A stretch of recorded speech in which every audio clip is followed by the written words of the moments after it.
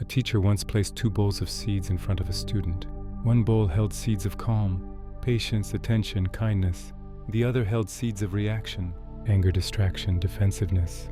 Every action you take, the teacher said, is like choosing a seed and planting it in the soil of your life. You don't see the plant immediately, but the seed takes root, and over time what you've planted grows. The student asked, "What if I don't choose? What if I just let things happen?" The teacher smiled quietly. "Then you're still planting. But you're planting whatever seeds were dropped by the wind, old patterns, inherited reactions, unconscious habits. You're still creating a garden. You're just not deciding what grows in it." We think of karma as something cosmic, as reward and punishment delivered by the universe for good and bad deeds. But the teaching is simpler and more immediate than that. Karma just means action. And more specifically, it means the imprint that action leaves, the tendency it creates, the direction it pushes you toward. Every time you act, you're not just doing something in the moment. You're also voting. You're casting a vote for the kind of person you want to be, the kind of life you want to live, the patterns you want to follow. Each vote doesn't define you completely. One act of impatience doesn't make you an impatient person. One moment of kindness doesn't make you a saint. But it does leave an impression. It creates a slight inclination, a small groove in the path. And when you make the same choice again, the groove deepens. The tendency strengthens. What was once a decision becomes a habit. What was once effort becomes automatic. You're shaping yourself choice by choice, whether you realize it or not. This is the mechanics of becoming. You don't wake up one day as a completely different person. You arrive there through thousands of micro decisions. How you respond when you're frustrated, whether you keep your word when it's inconvenient, what you reach for when you're uncomfortable, how you speak to yourself in moments of failure. These small choices accumulate. They form you, and eventually they become you. The Buddhist teachings describe this as the formation of samskara, habitual patterns, mental grooves, tendencies built through repetition. Every time you act from anger, you strengthen the pathway of anger in your mind. Every time you act from patience, you strengthen that pathway instead. You're not just responding to the moment, you're training yourself. You're building the neural, emotional, and spiritual architecture that will shape how you respond to the next moment, and the one after that. And here's where the teaching becomes urgent. If you're not consciously creating karma, if you're not making deliberate choices about how you act, then karma is creating you. You become the product of your past conditioning, your inherited patterns, your unconscious reactions. You're still being shaped, but you're not the one doing the shaping.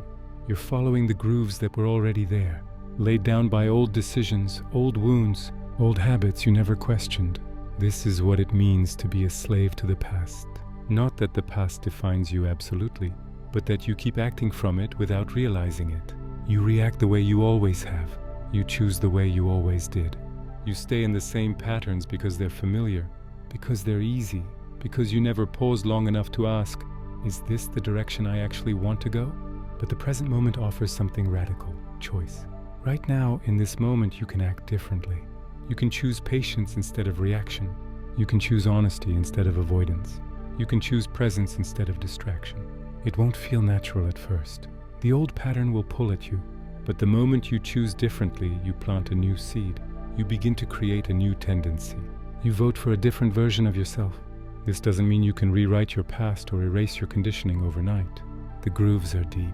The habits are strong. But every single choice you make in the present either reinforces the old pattern or begins to carve a new one. And over time, with enough repetition, the new pattern becomes as strong as the old. You don't have to be defined by who you were. You can become who you choose to be, one decision at a time. The teaching is clear. You are not your past. You are the accumulation of your choices. And every moment is an opportunity to choose again.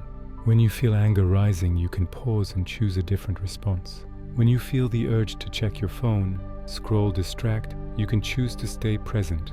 When you feel the impulse to justify, defend, prove yourself, you can choose to listen instead. These aren't grand transformations. They're small redirections. But small redirections, repeated consistently, change the entire trajectory. This is why awareness matters so much. You can't choose consciously if you're not aware of what you're doing. Most of the time we're on autopilot, reacting, repeating, following the path of least resistance. We think we're choosing, but we're just defaulting to the pattern that's already there. Real choice requires waking up in the moment, noticing the impulse, recognizing the old groove, and then, consciously, deliberately, choosing a different action. It's hard. It requires vigilance. It requires being present, enough to catch yourself before you fall into the familiar pattern. But it's also the only way to change. Because if you don't create your karma consciously, your karma will keep creating you unconsciously. You'll stay in the loop. You'll keep becoming more of what you already are. And if what you already are isn't who you want to be, then something has to shift. The Buddha said, "We are what we repeatedly do, not what we intend, not what we wish, what we do." The actions we take again and again become the shape of our life. So the question isn't just, what should I do right now? It's, what am I voting for? What tendency am I strengthening? What version of myself am I building with this choice? You can't control outcomes. You can't guarantee results. But you can control the seeds you plant. You can decide which patterns you reinforce and which ones you starve. You can choose in each moment to act from awareness instead of habit. And over time, those choices compound. They become your life. They become you. The student looked at the 2 bowls of seeds. He realized he'd been planting without looking, scattering seeds at random, wondering why his garden looked the way it did. The teacher didn't tell him which seeds to choose. He just reminded him, every action plants something. The only question is whether you're choosing what grows. If this teaching resonates with you, following the channel helps me continue creating this work. But if not, that's completely okay. Thank you for being here. See you tomorrow in the next episode. Have a calm and peaceful day.